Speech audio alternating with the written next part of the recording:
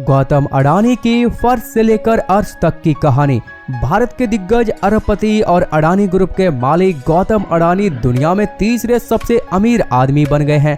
इन्होंने फ्रांस के businessman Bernard Arnold को भी पछाड़ दिया है।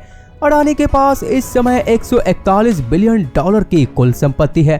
दुनिया के सबसे अमीर आदमी की लिस्ट में अडानी से आगे अमेरिका के केवल 2 अरबपति एलॉन मस्क और जेफ बेजोस है, जो क्रमशः पहले और दूसरे नंबर पर आते हैं। दोस्तों, गुजरात के मध्यवर्गीय परिवार में 7 भाई बहनों के बीच पले एक साधारण से लड़के ने कैसे आज एशिया का सबसे अमीर इंसान बनने का खिताब अपने नाम कर लिया।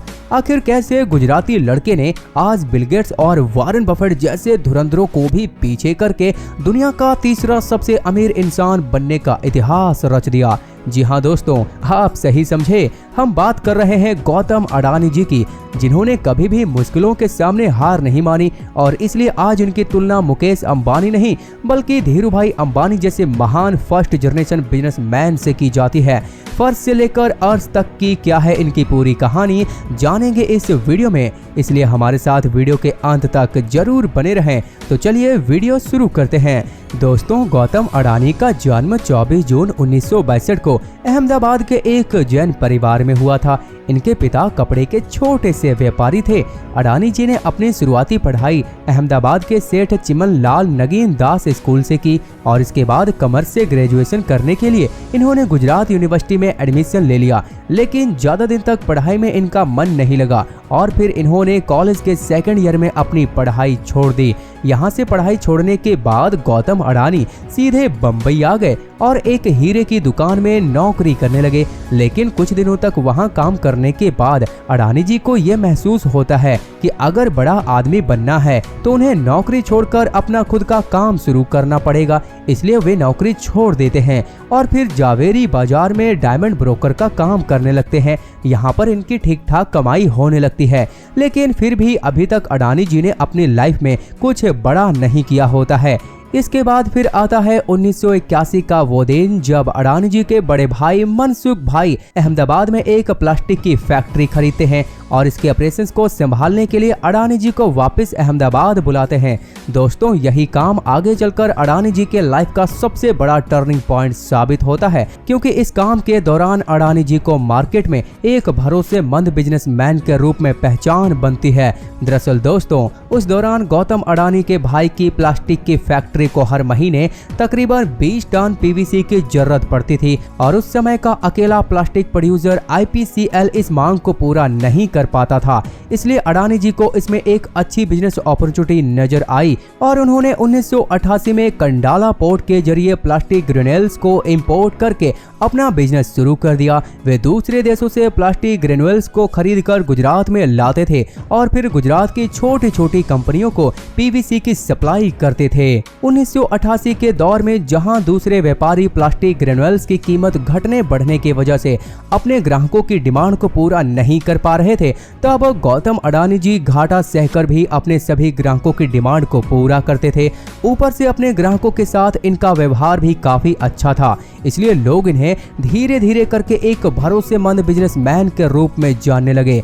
इसके बाद गौतम अडानी ने धीरे धीरे करके अपने इसी बिजनेस को काफी बड़ा कर लिया और गुजरात की बड़ी बड़ी कंपनियों को भी पीवीसी की सप्लाई करने लगे और देखते ही देखते मात्र 4 साल के अंदर ही इनका बिजनेस इतना ज्यादा बढ़ गया कि 100 मैट्रिक टन के इंपोर्ट से शुरू किया गया इनका business 40,000 metric ton PVC import में बदल गया। पीवीसी मार्केट में अपनी अच्छी पकड़ बना लेने के बाद अडानी जी ने केमिकल और पेट्रोलियम का भी इंपोर्ट करना शुरू कर दिया और धीरे धीरे करके इन्होंने एक्सपोर्ट्स में भी अपना परचम लहराना शुरू कर दिया, जिसके बाद इंडिया के बड़े बड़े नेता भी इन्हें जानने लगे और 1990 खत्म होते होते चिमन भाई पटेल और केशु भाई पटेल जैसे बड़े गुजराती नेता इनके काफी अच्छे दोस्त बन गए।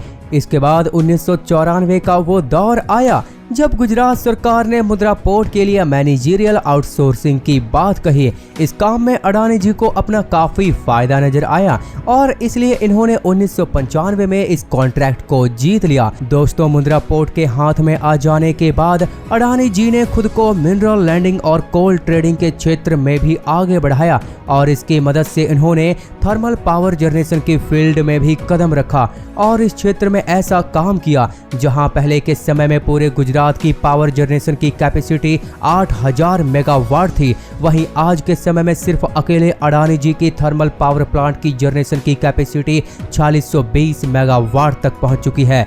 दोस्तों, देखते ही देखते अडानी जी ने अपने ग्रुप के टर्नओवर को साल 2000 में 3300 करोड़ से बढ़ाकर साल 2013 में 47,000 करोड़ रुपए तक कर लिए। वहीं दोस्तों, बात अगर प्रेजेंट डे यानी कि 2022 की जाए तो आज के समय में अडानी जी का business solar manufacturing, industrial land, road and rail, real estate, logistics, fruits और डिफेंस एंड एरोस्पेस जैसे कई फील्ड तक एक्सपेंड कर चुका है।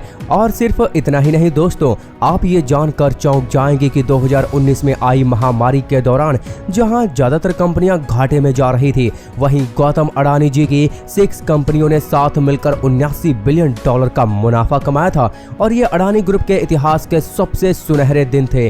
दोस्तों, अडानी की ऐसी चौंका देने वाली ग्रोथ को देखते हुए वारबर्ग फिल्म ने अडानी पोर्ट्स में $110 बिलियन इन्वेस्ट किए और फ्रांस की टोटल एनर्जीज ने अडानी ग्रीन में $2.5 बिलियन का इन्वेस्ट किया। वैसे दोस्तों, गौतम अडानी के इस बढ़ते हुए बिजनेस के दौर में कई मुश्किलें भी सामने आई और इनके ऊपर कई इल्जाम भी लगे। जैसे कांग्रेस अध्यक्ष राहुल गांधी ने अडानी पर आरोप लगाते हुए कहा कि प्रधानमंत्री मोदी अडानी का फेवर करते हैं और उन्हें ₹1 प्रति वर्ग मीटर के हिसाब से अडानी को 45,000 एकड़ जमीन बेच दी।